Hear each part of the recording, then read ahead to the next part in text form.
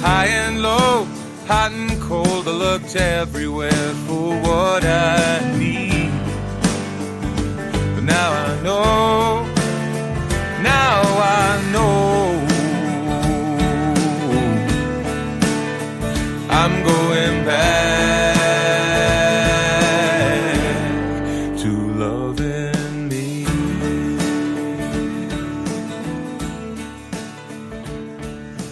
Through the pain, Well, hello everyone. I am back to Loving Me. How are you? I'm Jennifer Elizabeth Masters. I'm your host. Thank you for joining me tonight. I appreciate you being here. I know there are plenty of things you could be doing, like binge watching Netflix or Showtime or playing video games. So I am delighted that you decided to join me tonight. If you're looking for ways to improve your self-esteem, your business, circumstances, and relationships, you've come to the right place. As a soul sculptor, I help you break out of the mold of past, clearing whatever stands in your way so that you can have the life and the business of your dreams.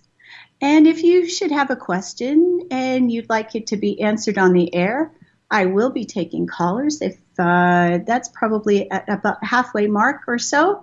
And the numbers that you can call in at are 701-719-4207 or 712-775-6619.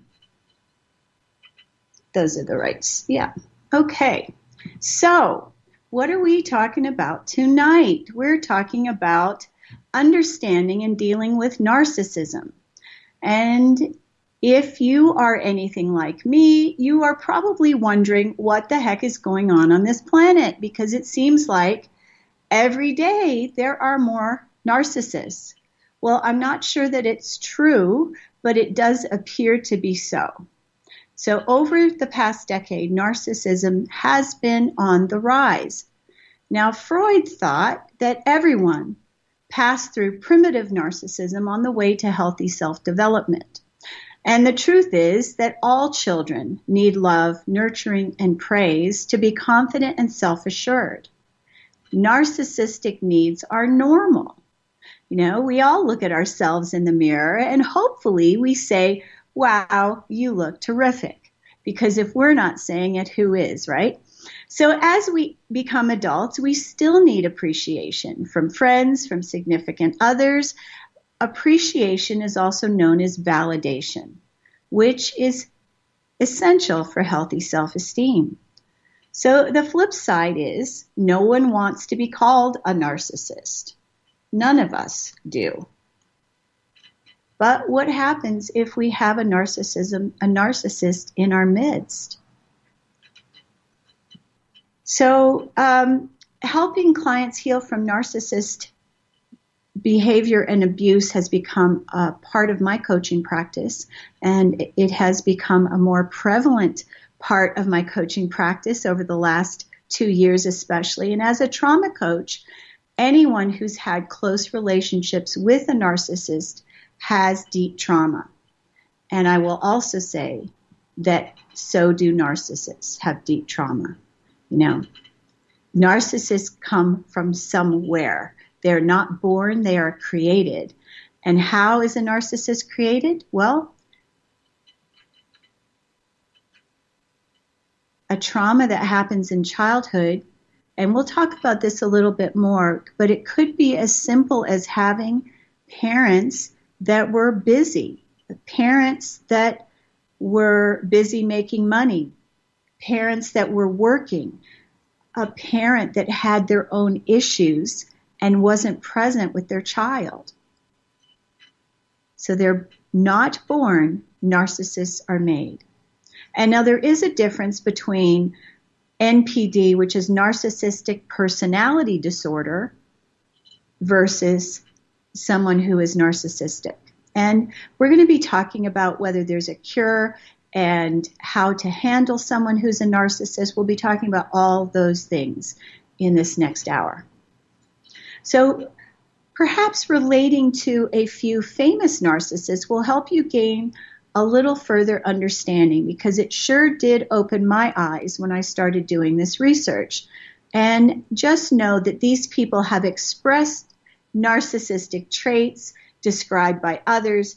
They may not have been diagnosed with narcissism. So some of those were, and there are others as well, Adolf Hitler, Joseph Stalin, Joseph Mengele, Casanova, the Marquis de Sade, Peter Sellers, Saddam Hussein, the famous heart surgeon, Dr. Christian Barnard, Steve Jobs, Sharon Stone, the list goes on. Are you starting to get it now? Madonna, Paris Hilton, Elvis Presley, Warren Beatty, Ryan O'Neal, Alec Baldwin, Margaret Thatcher, O.J. Simpson, Ike Turner, Tina's ex-husband, Pablo Picasso, Joan Crawford. And if you ever saw the movie Mummy Dearest, that was kind of like my life. Actually, yes. Eva Peron is another. Marlon Brando, Charlie Chaplin, Liberace, and Jim Jones, who was the Kool-Aid cult fame leader, William Shatner, Kanye West, and Simon Cowell. All of those have been termed as narcissists. Now, a quote by Kurt Cobain, one of my favorite artists, believe it or not, tells it all. Here's the quote. "I don't care what you think unless it's about me." And that's the truth about a narcissist. Narcissists want your attention. They want your adoration. Now, if you've seen the movie about Steve Jobs and his climb to fame, his behavior and rage was highlighted in this movie. And it is said that Steve Jobs became a much better boss when he adopted humility. So the interesting thing is that he was able to do some changing. And a study by Brigham Young University Marriott School of Management cites that those executives who admit their mistakes and limitations, acknowledging the contributions of others, command the most respect and loyalty from their team members. And then, of course, their team members deliver better results. So the caveat is humility, like meditation or golf, may take some practice. Narcissism is often necessary for success. You know, Steve Jobs' obsessive commitment to Apple made him the dynamic leader in the computer technology that Apple is today.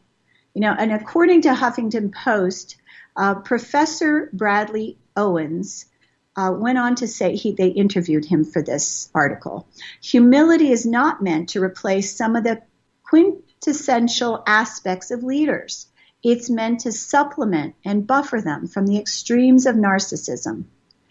And in my opinion, that's in my personal opinion, humility is part of an awakened soul. And my sense is that when the soul awakens, humility takes over. Narcissists are everywhere. We find them in government offices, in charge of large corporations, the head of world organizations. We might even have a parent, husband, boyfriend, or maybe a girlfriend who's narcissistic. So that being said, what are the signs of a narcissist? And what traits do each of us have? Well, each of us have some elements of narcissistic behavior. It's a natural part of the human experience. But what determines when someone is a full-blown card-carrying narcissist? Not that there is a card for narcissists. Maybe there should be. Narcissism is on a spectrum, rather like autism or Asperger's syndrome. Chronic insecurity, grandiosity, lack of empathy is all on a range. And those are all part of narcissism. And narcissism is not actually a clinical term, it's a description. It's deeply misunderstood, and narcissists exhibit a very high level. I want you to hear me now. They exhibit a high level of self-esteem. Exhibit, but that is a shell and it's not real. So the outer persona that they project is someone with great confidence, bigger than life, brilliant, when actually they feel worthless and have extremely low self-esteem. And actually, if you are able to see energy, you can see that a narcissist looks almost invisible. Narcissistic personality disorder is a diagnosis, and it's achieved by meeting a list of criteria established by the American psychiatrists with the Diagnostic and Statistical Manual of Mental Disorders. It's not a book that I have read nor care to. However, what I will say about it is significant clinical distress needs to be shown for a diagnosis to be made. And typically, when issues cause an individual difficulties, such as organizing thoughts, being able to function, perform their job, eating or sleeping, that is when a diagnosis is made. But in most cases, a narcissist is not bothered by their symptoms. Other people are. Narcissists tend to project their issues outward and don't feel they have any problems at all. In fact, scientists at the Queen's University in Belfast reviewed 3 studies of narcissism. And what they found was quite interesting. And what they showed was that narcissists appear to be healthier and much more resilient than other people. Well, what could lead to that? Their findings suggested that narcissists are horrible but happier than most people. This was in the Daily Mail. I love the way they write their articles. The study claims that those with overinflated sense of importance means narcissists are less stressed and not as vulnerable to depression and even illness. And one type of narcissism, the grandiose type, seems to have increased mental resilience as well. So maybe it does pay to be a narcissist. I don't know. But what I will say is my mother is one, and she's 98 years old, living alone. She still drives a car. She still does her own shopping. She still takes care of business on a daily basis. She reads 6 books a week. She is quite self-sufficient. So there is something to be said for that narcissists can have a stronger resilience because, why? Because they don't get caught up in the emotions like the rest of us do. They don't feel as deeply as we do, especially empathic people. And I'm going to get to that in a little bit more depth in a moment. Well, narcissists seem to cause more problems for their family members and the people around them than they cause for themselves. As I said, they don't think they have a problem. And I do remember way back when my mother went to a psychiatrist for 1 session. And my father and I went to support her. We waited in the car. It was a summer's day. I will never forget it. And she came out to the car, and, we had been sort of sitting there reading books while we waited. And she got into the car and said, "I will never go back. She made me cry." She didn't want to feel, and she didn't want to dive into the depth of despair that is at the root of her issues. And so all of that has been placed on the back burner. She doesn't deal with any of those things. So a diagnosis cannot be made In other words, if I went to a psychiatrist and described my mother's traits, and all the issues that I've had over my lifetime with my mother, they cannot diagnose my mom.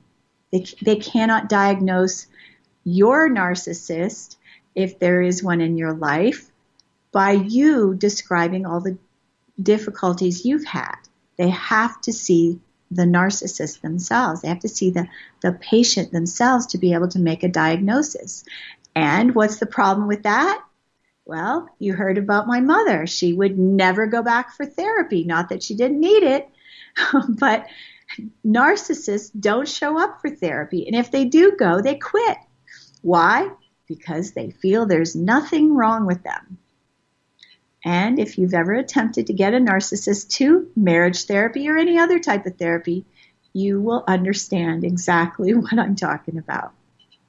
So, how many people in the world are narcissistic? Well, it would be just a gross estimation, but I have heard it said between 10 and 20%, and that varies depending on who you talk to.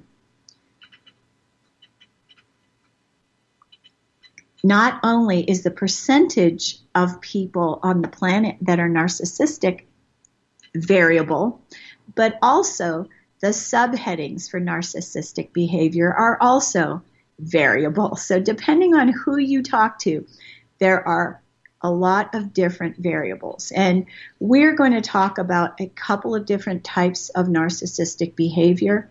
And what I will say, I'm just going to couch this whole discussion with what you will see in one type of narcissist. You often see several of those traits in another type of narcissistic behavior. And so when I was doing this research and for this article here, I found that almost everything referred to the narcissists that I know. So the four primary types of narcissists are grandiose, covert, malignant narcissist, and fragile narcissist. Now, depending on who you talk to, those titles can change. I've also heard them referred to as, a vanity narcissist, an entitled narcissist. Let's see what else. Well, of course, the covert one was the same. The fragile narcissist and the control freak. So that's what I'm saying, is that everybody has their own opinion about it. And I'm talking about psychiatrists and psychotherapists. So what is a grandiose? Let's get into this. The grandiose narcissist is the one that when you look in the dictionary for the description or the meaning of narcissistic behavior, this is the one that comes up, the grandiose narcissist. It's a classical narcissist. Could be said that Beethoven played classical music. He was not a classical narcissist. So here are some of the traits of a grandiose narcissist. They are attractive, typically, articulate, more articulate than this host here tonight. They are associated often with glamour and celebrity. In other words, Hollywood is loaded with them. They're often grandiose in their storytelling and experience. They may be arrogant. They seek admiration. Vanity is a big deal, constantly looking at their appearance. If you remember a song by Carly Simon, You're So Vain, it was written about Warren Beatty. She dated him briefly, and she wrote the song, You're So Vain, about him because he was constantly looking at himself in the mirror. Okay, if you've ever known somebody like that, you know what that feels like. Okay, so here's the biggie, though. So when a narcissist is called out, when you tell them that they're wrong, when you try to blame them for anything, or if they're disappointed or frustrated or even hungry, they rage. They can be very quick to temper, throw things even maybe be violent. So they have difficulty managing stressors like disappointment. They can become irate very quickly and easily. And they measure success by power and money. And, this, like I said, this is the classical type of narcissist. It's the one that we associate with success and wealth. Now, the grandiose narcissist looks great. When things are going well, they look fantastic. They're managing, they're able to manipulate the world around them. Life tends to go well for them. And when disappointment does arise, a deal doesn't go through, they don't get the promotion, or somebody shows up at their door when they least expect it, and their dryer's not working, the kids don't get to start on the football team, or their friend marries someone better or prettier than their partner, the cracks begin to show. They may become rageful. They project blame on others. Why are they so attractive? Well, they're charming. They're charismatic. They exude confidence, cleverness. They're usually very attractive and appealing. I know, I married 2 of them. So just by being in their presence, you may take note. They talk about themselves a lot. They talk about their lives. They talk about what they're doing. And like Kurt Cobain said, I don't care what you talk about as long as it's about me. All right. So their stories are so interesting. They're so big and they can pull you into their bubble. All right. So what are some of the warning signs? What can we watch out for to notice when somebody's narcissistic? Because early on, they can be so darn appealing. What are some of the warning signs? Well, they may lie about the weather. They may say on Inauguration Day that the weather was great and it didn't rain when it really did. They get bored when someone else is talking. They may talk over other people so that they have the floor. They love to talk about themselves, their car, their job, or their kids. They will stop making eye contact when the attention is not on them. They may fiddle with their phone. They may use the excuse they have ADD. They may have ADD, but they may use that excuse. So here's the thing, is that it's often confused. This grandiosity is often confused with confidence. People that are confident are usually quite humble, though. So many of us are humble, and we can be drawn in by the narcissist's charm, their chronic self-promotion. And they are masters of love bombing. Now, what's love bombing? Well, love bombing is when they give us attention. They may buy us flowers or take us out to dinner or buy us gifts. They may go over the top with gestures to get our attention. They look good on paper, their salary, the way they look, how fit they are, the family they come from. They're very good at hiding their issues. So how is the grandiose narcissist formed? Well, they may have been praised as a child, told how wonderful they were. What a great swimmer you are. What a fabulous diver you are. Wow, you are so awesome. Maybe only though that was the event that their parent was interested in. But maybe they weren't supported emotionally in other ways.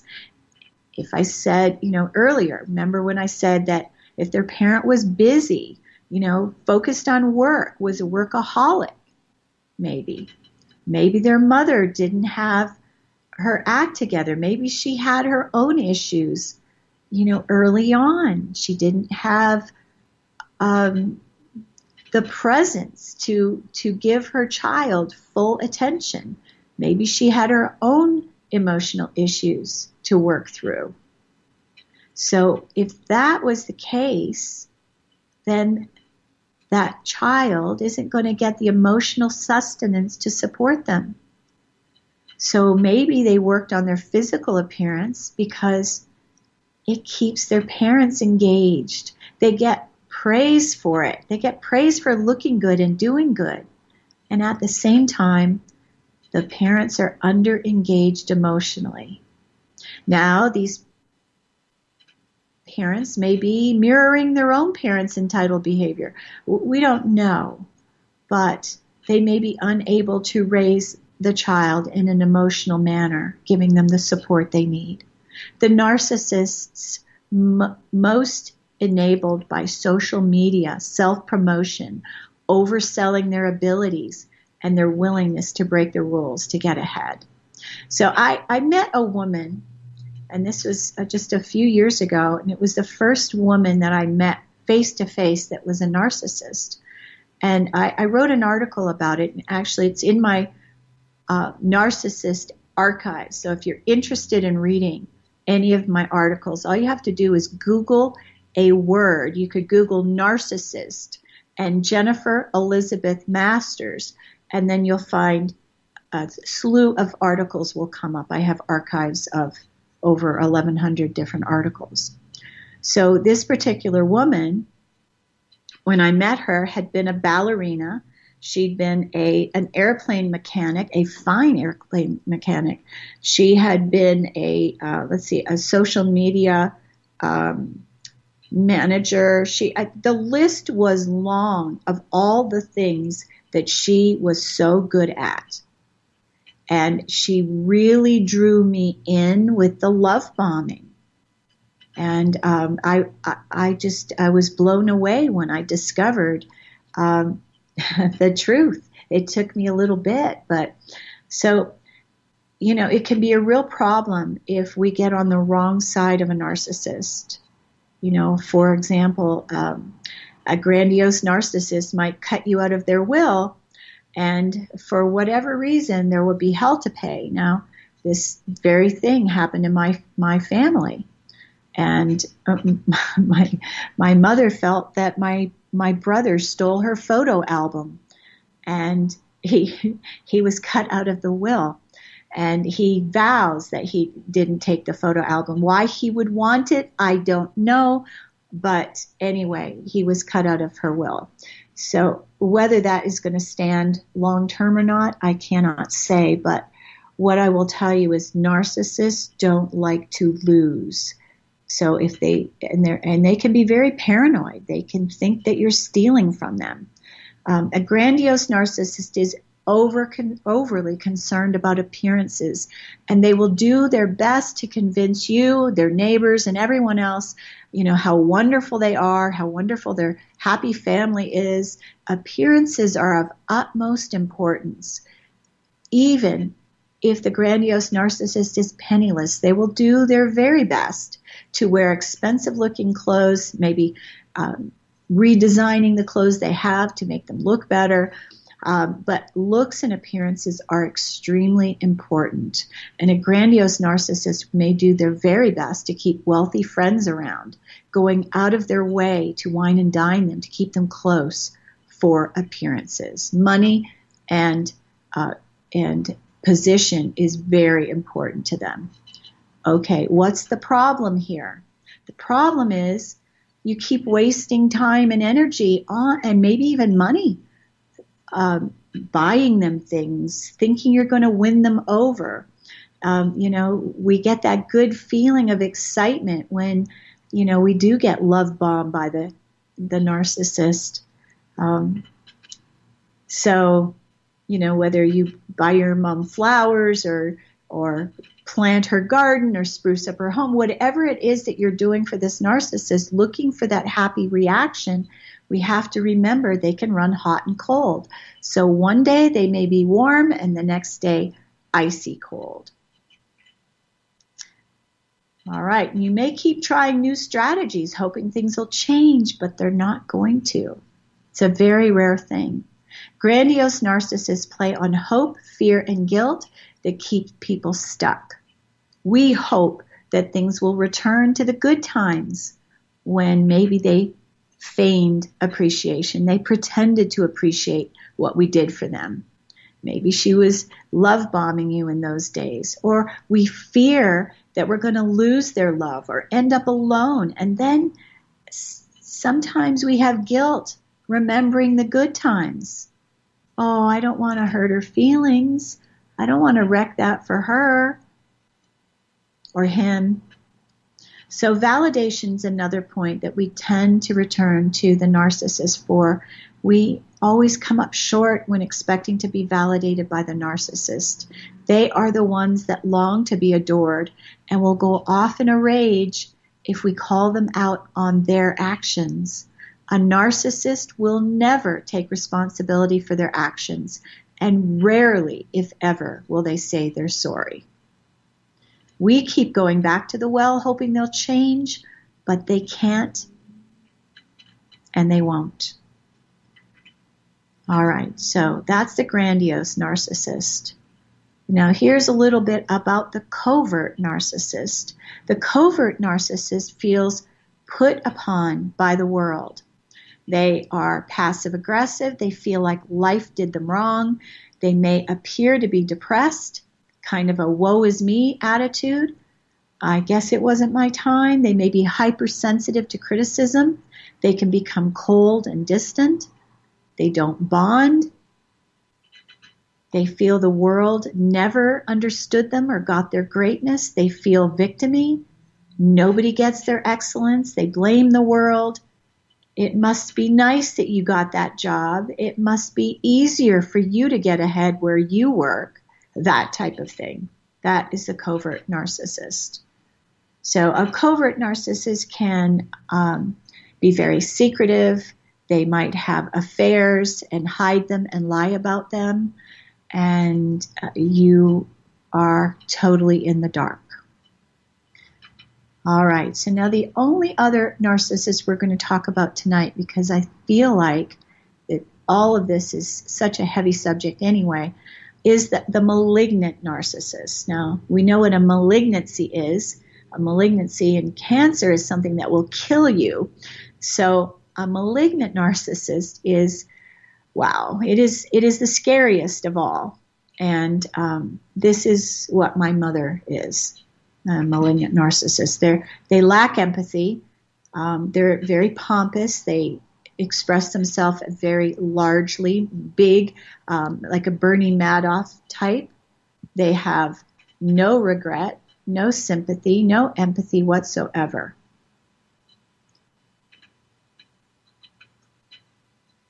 So the malignant narcissist is an extreme mix. They have antisocial behavior, aggression, and even sadism. It's really sad to say. So very similar. They do have the traits of the grandiose narcissist as well, always ready to raise hostility levels. But the malignant narcissist undermines families, may break up marriages, criticizes people to the place where, marriages can fall apart, and organizations in which they're involved in, they dehumanize people with whom they associate. Perhaps you know of somebody out in the big world that is that way. Malignant narcissism is a hypothetical experimental diagnostic category. So it is one of the biggest types of narcissism. It is the scariest. But when a mother or father is a malignant narcissist, and they have more than one child, there will be one that is the golden child, and there will be another child that is the scapegoat. And if you are the golden child, you're wonderful, you are amazing, and the apple of the narcissist's eye, while the scapegoat is blamed for anything and everything that goes wrong. Malignant narcissism, as I said before, is the most dangerous form of narcissism. It has a base with little empathy and lots of entitlement, They're very superficial. They do not bond with people. And some of the other patterns, there are more, include exploitiveness. I can't even say that word. They exploit you. They exploit people. They're very controlling. They can be menacing, mean, sadistic, cruel, and in a cruel way that isn't observed in other types of narcissism. They're very deceitful. They protect their interests and fragile egos. Their patterns of deceit and exploitativeness has little to no regard for the safety of others. And what I can say is that they're extremely destructive. And what most narcissists tend to do is try, especially the malignant narcissist, they tend to triangulate in relationships. So they will get you to be on their side against, your dad, for example, or they'll get you on their side to be against your brother or sister. And so there's constant triangulation, which ruins relationships. They're extremely deceitful. There could be some sort of addictions, whether it's addictions to drugs, alcohol, spending is a big one, because they want to look good. They often believe that other people are out to get them or are against them. They think the world is out to get them.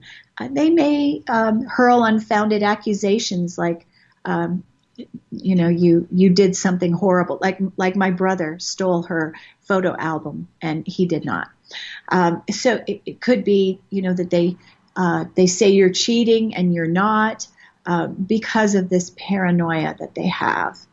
They may have lots of security issues. They may take their phone to the bathroom, that type of thing. So they may also believe in conspiracy theories and believing others are out to get them or harm them. Their paranoia can also fuel their rage. These people can act violently towards others. And,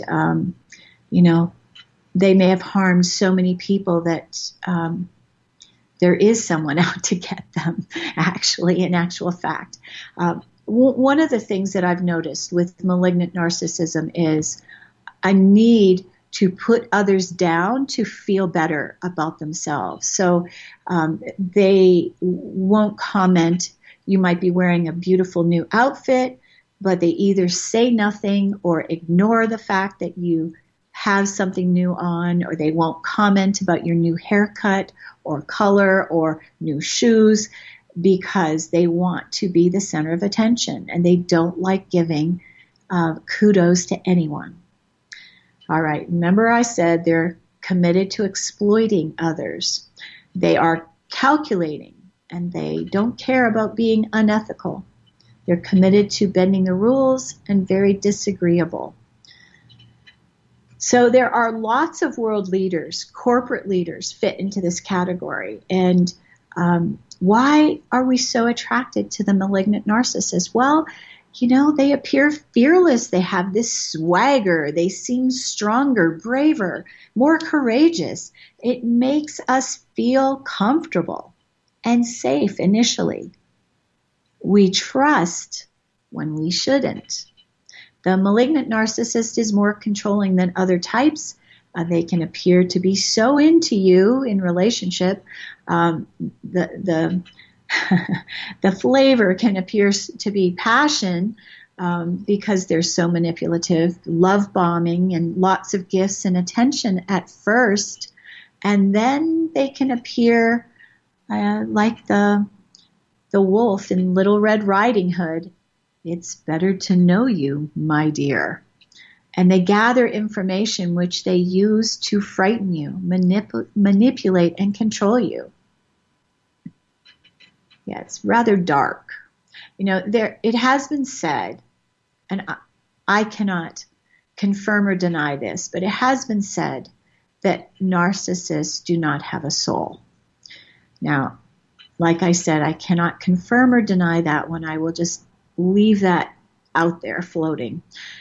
So we can get into this obedient framework, with these long-standing patterns of capitulating. That's something that I got into. If you had a mother or a father that, excuse me,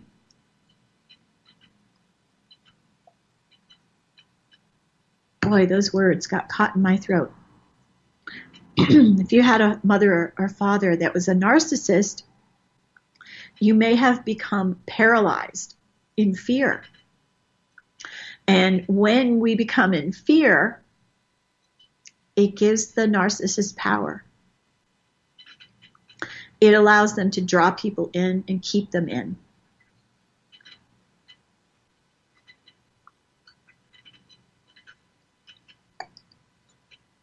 A malignant narcissist will keep you on the hook until they get what they want from you, and then leave you to suffer.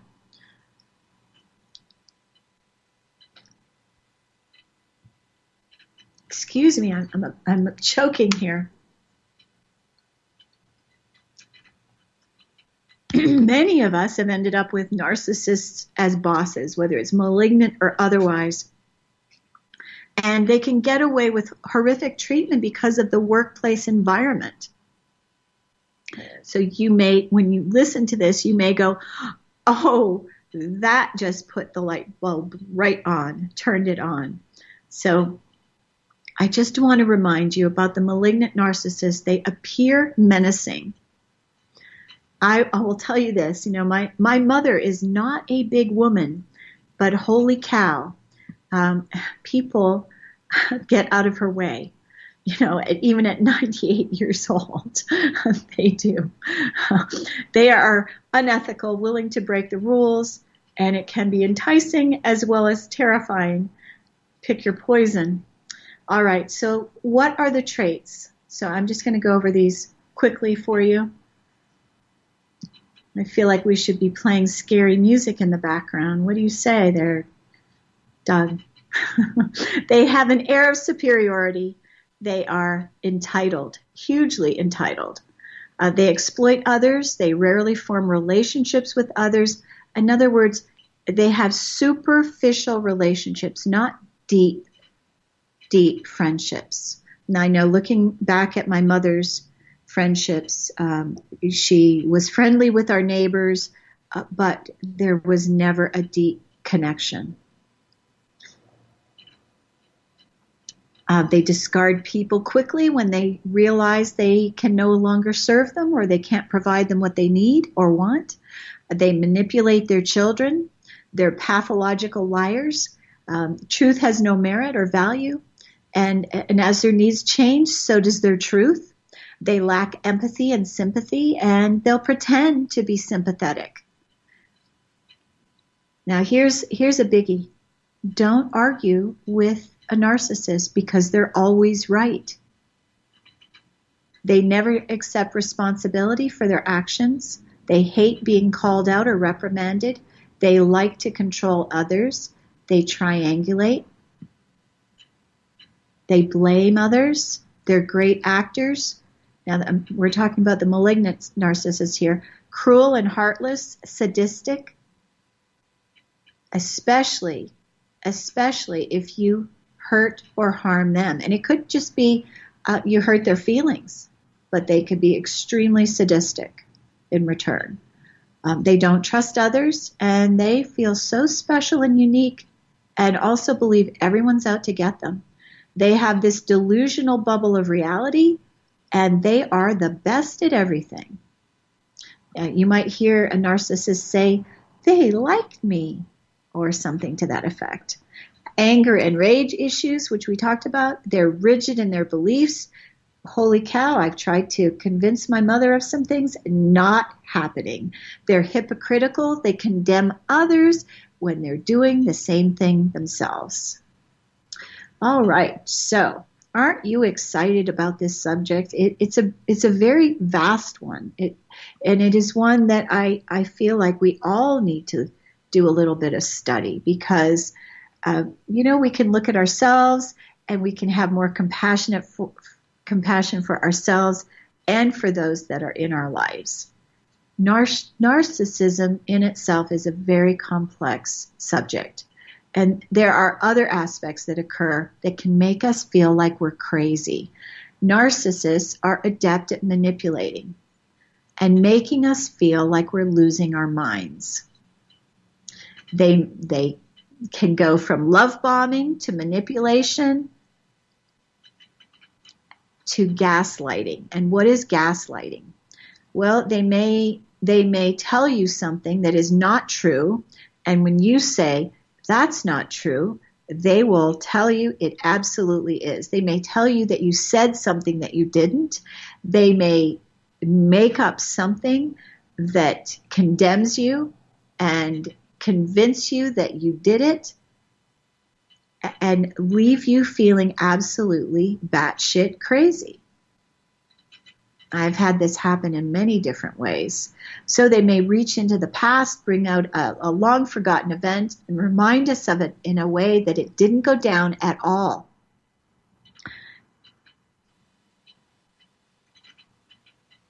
And then that leaves us questioning our sanity. Gaslighting is what narcissists do to make their subjects or objects feel off balance and insecure, and it works extremely well. And the truth is that no matter the narcissistic truths, truths must be remembered. You cannot argue with a narcissist. You cannot blame a narcissist. And if you try to make them responsible for their actions, that is when they will become extremely angry. Don't expect an apology. It's a very rare event. I think in all my years, and I won't tell you how old I am, but I'm older than 12, I've only received one apology from my mother. One. And believe me, there's plenty of things she could have apologized for. So, and that was an extremely special event. So they don't feel sympathy or empathy. It's just not possible for them. And this is why, because they don't have those deep hurt feelings, they stay healthy and stronger. They can live longer. Their bodies are more resilient. So most likely, if you have a narcissist in your midst, you are a sensitive or an empath. If your parent was a narcissist, you're an empath. So what does that mean? Well, narcissists and empaths are typically paired together. Why is that? Well, they're like the opposite. The narcissist feels little, where the empath feels deeply and feels everything. It's the yin and yang. It's quite interesting. So if you had a parent who's a narcissist, then what that person was doing, they contracted with you so that you would learn who you were, so that you would grow, so that you would love yourself more. So they're in your life for a reason. All right, so now what can you do if you have a narcissist in your life, one that is either in your family or you're married to them, and you don't want to leave or divorce? So there are some things that you can do. You can take action in quiet steps. You can distance yourself emotionally. Remember, narcissists can be very devious. You can cut them off from communication. You could say, well, I'm not going to call. I will call at once and I'll wait for them to call me back. But you might find you're waiting a very long time because they won't pick up the phone and call you. Typically, they cannot get better because they don't think they have a problem. So save yourself and save your loved ones. You can distance yourself with, now I distance myself. I'm in another country. I'm so far away. So you could do that. You could move away, or if you cannot do that, you can do what I call the dart and dash. If you must make a visit, you make it quick. You don't talk about deep subjects, and you don't talk about things that are going to bring up feelings of insecurity in that person. Do your best to show up when you say you're going to be there, and don't surprise them. Narcissists typically do not like surprises. And at the same time, don't expect them to change. You know, many of us, me included, have gone back to the well countless times wishing and hoping. Maybe they'll change.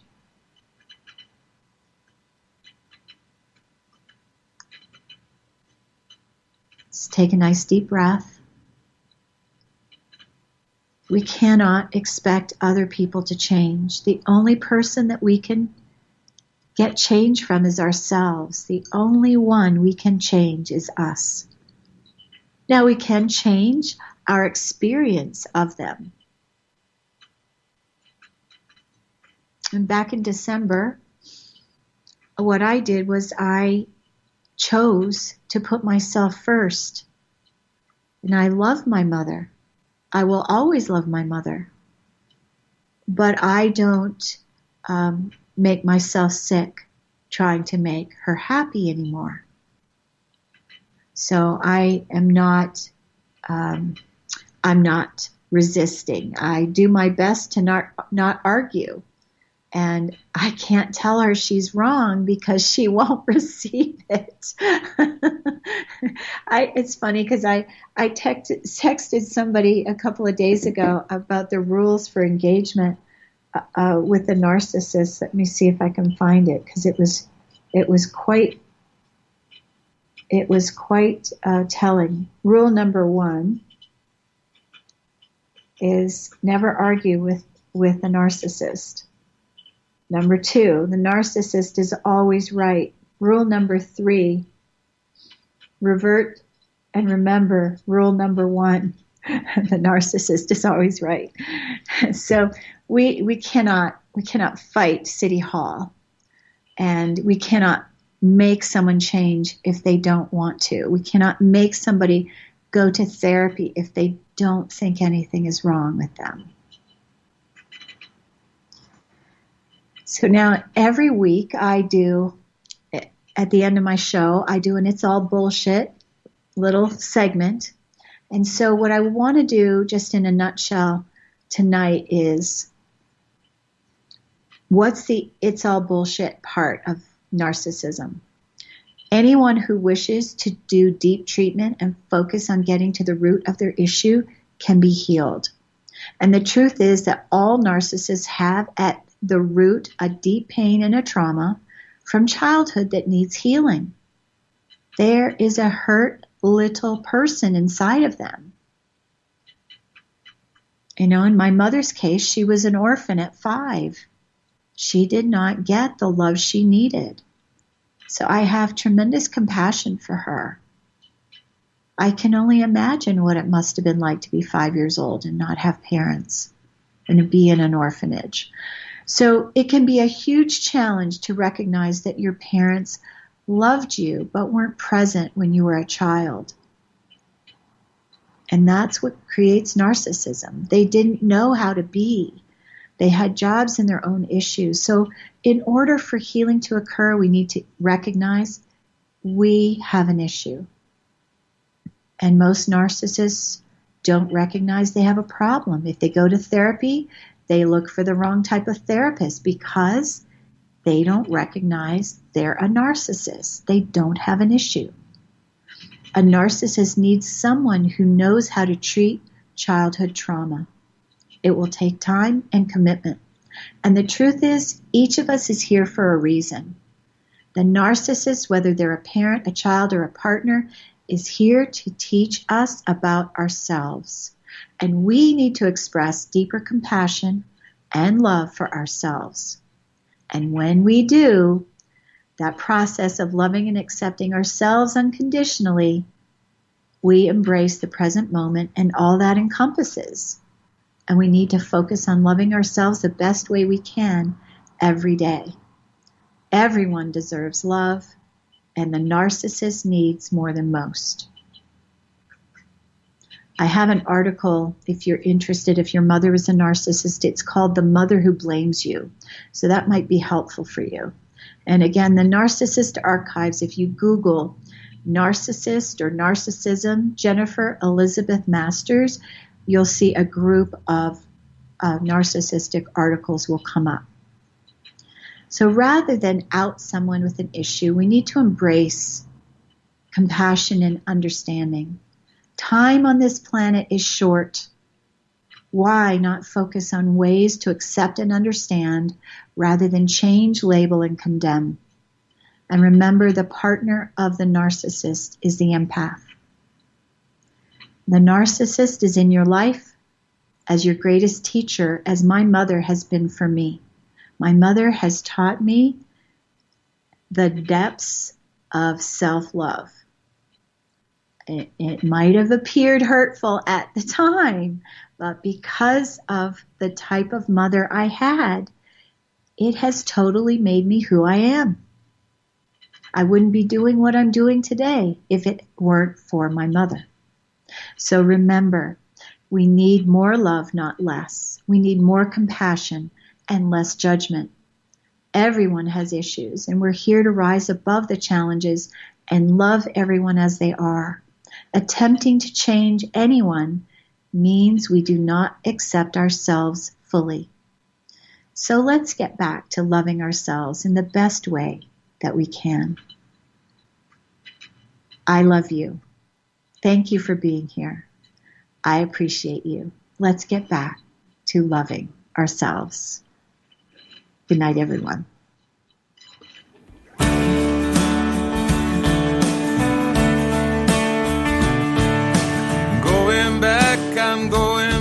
I'm going back to loving me. High and low, hot and cold, I looked everywhere for what I need. But now I know